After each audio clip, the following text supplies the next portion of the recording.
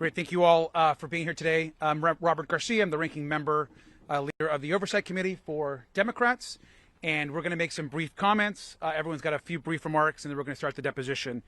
Want to just begin by just saying that what we're interested in today is a serious deposition. We have real questions that deserve serious answers from former President Clinton. And we have said from day one that Democrats want to talk to anyone, whether they are a Republican or a Democrat, no matter how powerful they are, whatever position that they've been in. If anyone has information about Jeffrey Epstein and certainly the horror that he inflicted on so many women and children, we want to hear from them. What we do not want today is a sideshow and questions about UFOs or about conspiracy theories from decades ago, which is what unfortunately happened yesterday when a series of bizarre questions were asked of Secretary Clinton. And Secretary Clinton was clear. She never met Jeffrey Epstein. She never went on the island. She was never on the plane. And she had no knowledge, of course, of Jeffrey Epstein's crimes. Want to also add that there are a lot of questions today, whether they're about Epstein's finances, about survivors, about foreign intelligence, that we look forward to asking in a way that's serious and dignified, and we hope Republicans do the same. I also want to add one other thing which I think is really important.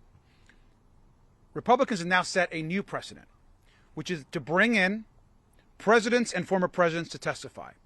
So we're once again going to make that call that we did yesterday.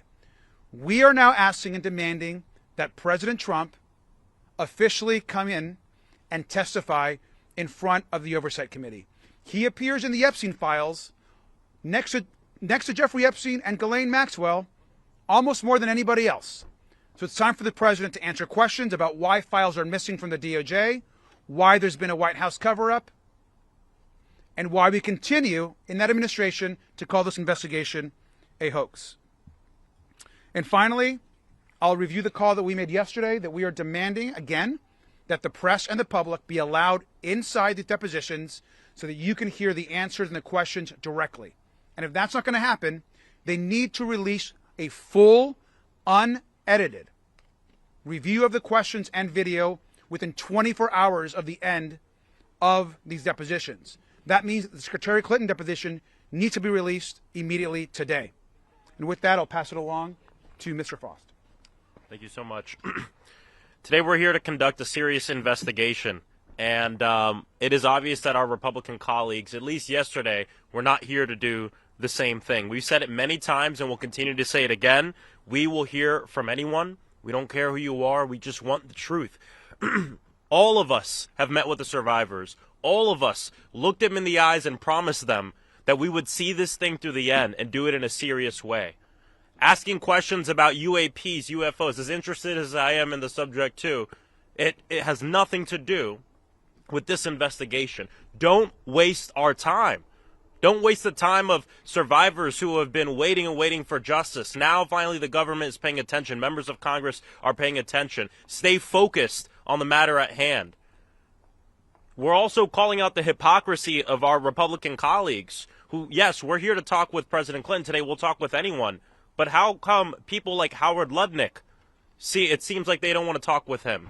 They don't want to talk with the president. They don't want to call in Pam Bondi, who has done everything that she can do to cover up and to slow down our investigation. A law passed by Congress damn near unanimously that she's done everything she can to slow down the release of the files. And even when they're released, and they said members of Congress would be able to go to the Department of Justice to view them unredacted. I know all of us, if not most of us, have gone in there and seen files that are still redacted and not given a proper explanation as to why we can't view them. We know the Department of Justice has deleted things having to do with Donald Trump, has deleted things having to do with Howard Lutnick and people connected to the administration. We know that Pam Bondi has been spying on members of Congress as we've been trying to conduct our legitimate oversight responsibilities. So we're here to see this through. We're here because we know that this is about justice for the survivors, but justice also means that this never happens again. That's why this investigation is so important. We don't want this failure of government, this failure of elite billionaires getting away with a different system of justice. We don't want this to happen again, and that's why we're here today. We are serious about this, and my hope is that my Republican colleagues who say they're serious about it back it up with action. Not just with the questions you ask here today, but what you do from here on out. It's not about party. It's about this nation. It's about protecting our most vulnerable people. Thank you. Mr. Garcia, we have a couple more. Good afternoon. I'm James Walkinshaw from Virginia's 11th District. I am glad that President Clinton is going to sit down today with us and answer questions under oath. Anybody who had a significant relationship with Jeffrey Epstein should explain what, if anything, and when they knew about the crimes that were being committed. President Clinton's sworn statement said that he had no knowledge of the crimes that were committed, and I know that we're committed to asking tough questions about that today. But President Clinton's presence here today, under oath, highlights the Donald Trump-sized gaping hole in Chairman Comer's investigation. President Trump is mentioned tens of thousands of times in the files. We learned in recent days that files related to an accusation made against President Trump have been removed, not released to the public in the files. And this investigation will not be complete until we bring President Trump in to answer questions under oath. I'm hopeful that Chairman Comer will have the courage to move us in that direction. Thank you. I'm Congressman Suhas Subramanian from Virginia's 10th District. We're going to ask President Clinton the hard questions today. We're going to get to the truth about his relationship with Jeffrey Epstein. But let's be real, we're talking to the wrong president today. President Trump is the one who has not released 2.5 million files. President Trump is the one who is blocking our investigation. President Trump is the one who wants this to go away, but it will not go away. And so, yes, we will talk to President Clinton today, but moving forward, this needs to be not about party, but about getting to the truth and getting justice for the survivors. Congressman Wesley Bell here. I'm sorry, these glasses go dark on me. First and foremost, I think what is getting lost in much of this is that this is about justice for the victims and the survivors. And we can't forget that. This is not political theater, which Republicans seem to be interested in. This is about getting to the bottom of exactly what happened and holding those responsible accountable. And that's exactly what we're here to do. And so we're going to continue to keep pushing Republicans to do the right thing. We need to see anyone who has information with respect to the Epstein files or this sex trafficking. They need to be brought before this committee, and we need to have a serious investigation. And I've said it before, as a former prosecutor, I've led these types of investigations, and this has not been a serious investigation by any stretch of the imagination. The American people want to see justice served. The victims and the survivors deserve justice. Good morning, Congresswoman Yasamin Ansari from Arizona's 3rd District.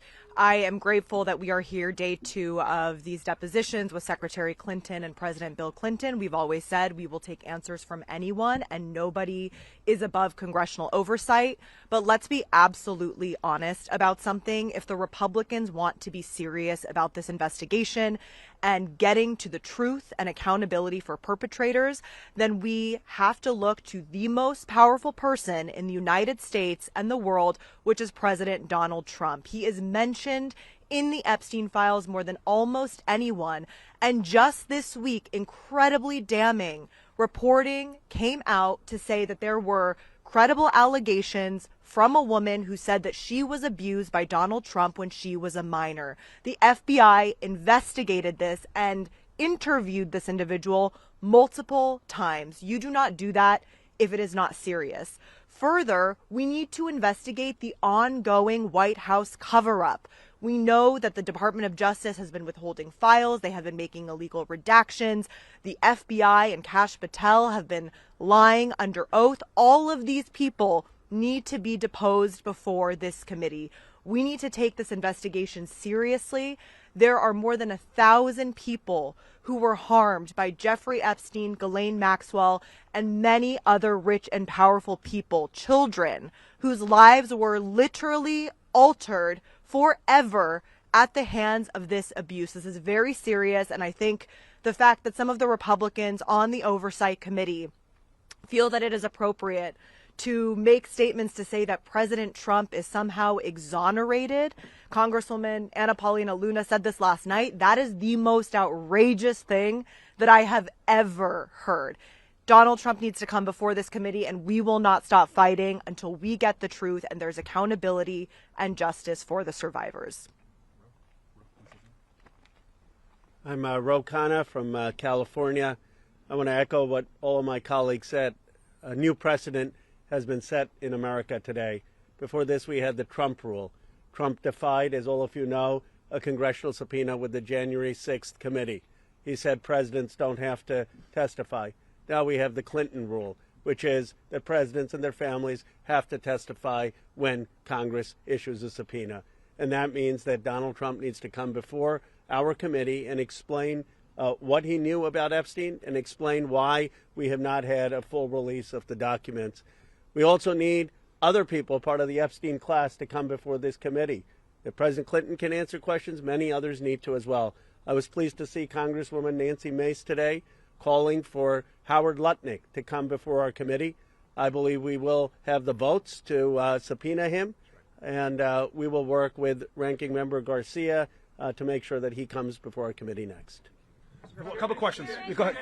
Mentioning foreign intelligence. BBC, Virginia Jeffrey never accused the former President Bill Clinton of wrongdoing, but she did say that he visited Epstein's island, that she saw him there. But the former president say he never went. You mentioned Howard Lutnick several times. We know that he claimed to cut off ties with Epstein, but then was found to have visited the island. So who do you believe, Virginia Jeffrey or President Bill Clinton? Those questions are actually going to be asked today in this deposition, so we look forward to those questions. Just a short time ago, your Republican colleagues said that there was some type of exchange yesterday with the secretary where she was screaming. What is your characterization of what happened? I hope that the Republicans release the actual video unedited immediately, because to say that the secretary was screaming, I think is beyond a mischaracterization. What happened yesterday was a disgrace. To be asking about UFOs, Pizzagate, conspiracy theories, you yourself are going to see the types of questions that she was asked to defend her husband, not directly to her, not information about her. I think they need to release the videos right now. You should all be let in this immediately. You guys have talked often about the precedent being set by President Clinton appearing here today as it relates to President Trump. Is the way that President Clinton answers these questions today also setting a precedent? If he evokes executive privilege or says he doesn't remember, could that set the stage for President Trump to do a similar situation? I think it was telling that Secretary Clinton did not take the fifth one time yesterday. She answered the questions. That information needs to be released. I think it's important that President Clinton do the same. I think he will answer questions today. I think that President Trump needs to man up, get in front of this committee, and answer the questions and stop calling this investigation a hoax. And we've got to go in. Thank you all very much. You asked the Pizzagate questions. Congressman Connor.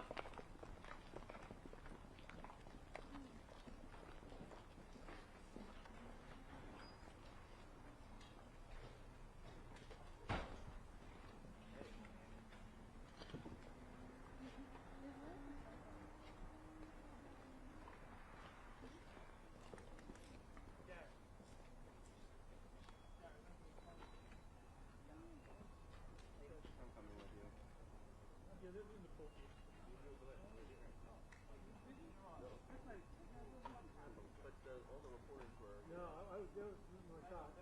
Yeah.